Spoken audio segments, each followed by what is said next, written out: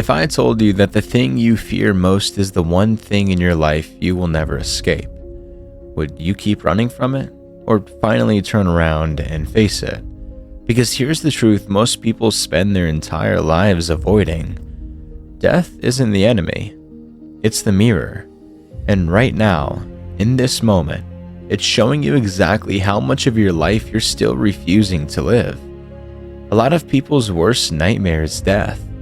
It is the only thing guaranteed to happen. There are so many guarantees in this life, but the ones that scare us the most are the ones we pretend aren't real. The bad days? Guaranteed. The heartbreak? Guaranteed.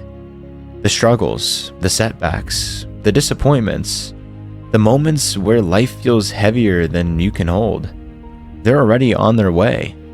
So the real question becomes, should we learn to smile through the pain, or freeze in fear because we are aware of this impending doom? It's a question that hits you so hard it almost freezes time around you. Because once you acknowledge the truth, once you admit that every challenge is already coming, regardless of how you feel, something strange starts to happen. You stop resisting the inevitable.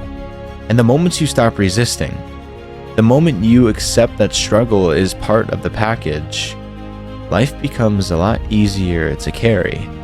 Most people don't actually fear death itself. What they fear is the idea of not seeing tomorrow. They fear the thought, I haven't experienced everything I wanted to experience. They fear, I'm not happy enough with myself to be gone tomorrow. They fear, I wish I had another day and tried to be a little better.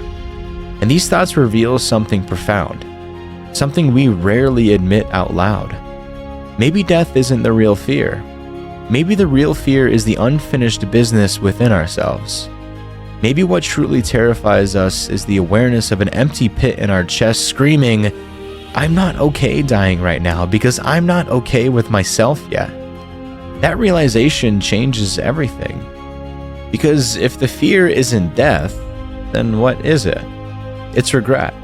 It's the weight of potential we keep postponing. It's the life we keep delaying. It's the dreams we keep hiding behind excuses. So wouldn't that be a sign, a loud, unavoidable sign, to start working on ourselves? Wouldn't that be a call to care for ourselves more, not less?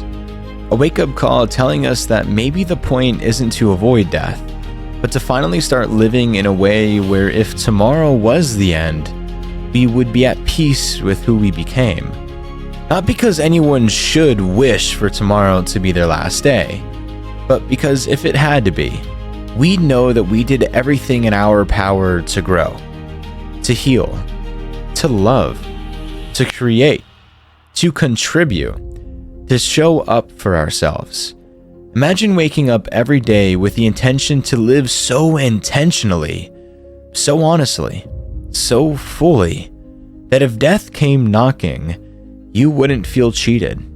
You wouldn't feel incomplete. You'd feel whole. This doesn't mean being perfect.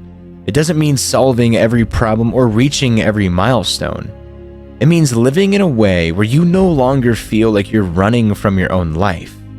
Because the fear of death dissolves the moment you realize you're actually afraid of not having lived. And if that's the case, if the real fear is the life you haven't stepped into yet, then the solution becomes painfully clear. Start now. Start doing the things you keep postponing because you assume you'll get another chance. Start having the conversations you've been avoiding. Start working on the habits you keep promising yourself you'll fix next week. Start giving yourself the love you're waiting for someone else to give you. Start living so intensely present that today actually feels like it matters. Because it does. Death isn't something to fear. It's something to learn from. It's the reminder that the clock is always ticking. Not to rush you, but to wake you up. To shake you out of autopilot. To pull you out of that trance where you tell yourself you'll start living someday. It's the most honest teacher we have. And if you listen, it can transform you. Life stops being terrifying when you stop trying to escape its ending, when you stop pretending you're immortal, when you stop living like everything meaningful can wait. What if you started living like your soul mattered right now? What if you started healing instead of hiding? What if you started giving your best effort? Not perfect effort, but honest effort. Because here's the paradox.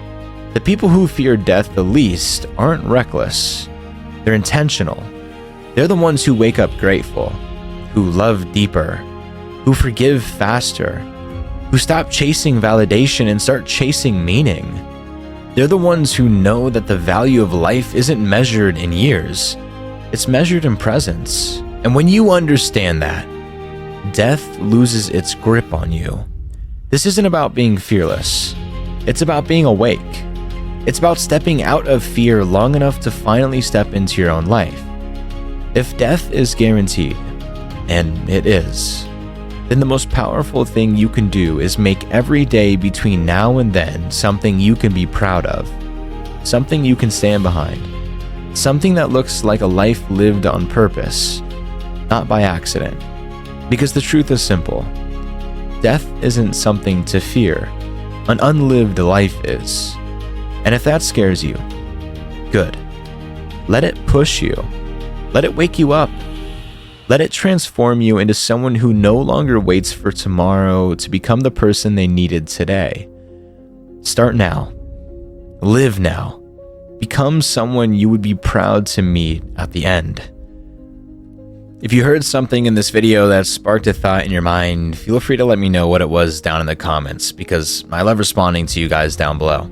And if you stuck around this far, please feel free to like and subscribe to show me that you guys are enjoying the content.